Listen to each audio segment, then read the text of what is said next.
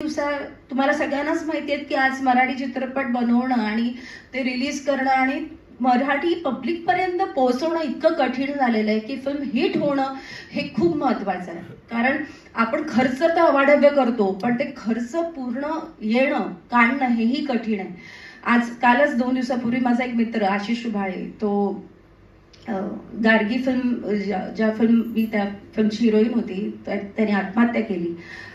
त्यांनी कारण तो वसूल नाही करू शकला, पैसे त्याचे रिटर्न नाही आले आणि त्याच्यामुळे ह्या दोन वर्षाच्या लॉकडाऊनमध्ये त्याचे लॉसेस झाले आणि तो नाही रिकव्हरी करू शकला, त्यांनी आत्महत्या केली.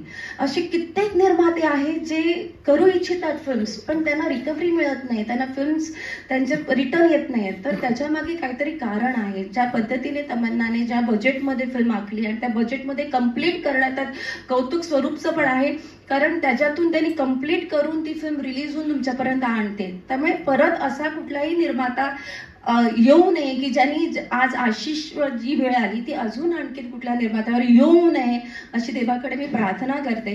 पण असंच तुमचं सगळ्यांचं प्रेम राहू दे, जेणेकरून मराठी फिल्म्स बनतील, थिएटरमध्ये लागतील, लोक येतील आणि असे निर्माते जगतील.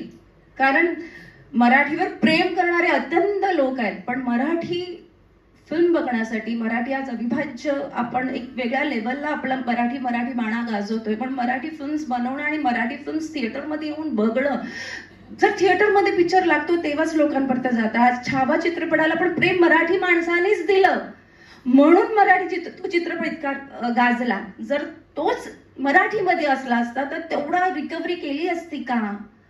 मग हाही विचार करण्यासारखी गोष्ट आहे आणि ती व्हायला हवी एवढीच इच्छा आहे.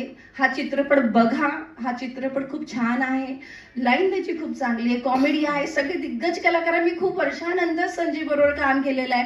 आम्ही ॲज अ लीड म्हणून आम्ही एकत्र एकमेकांवर अपोजिट काम केलेलं होतं. पण आज ह्या चित्रपटात तो माझा भाऊ आहे, मी त्याची बहीण आहे. मी त्या मुद्द्याकडे येणारच होते.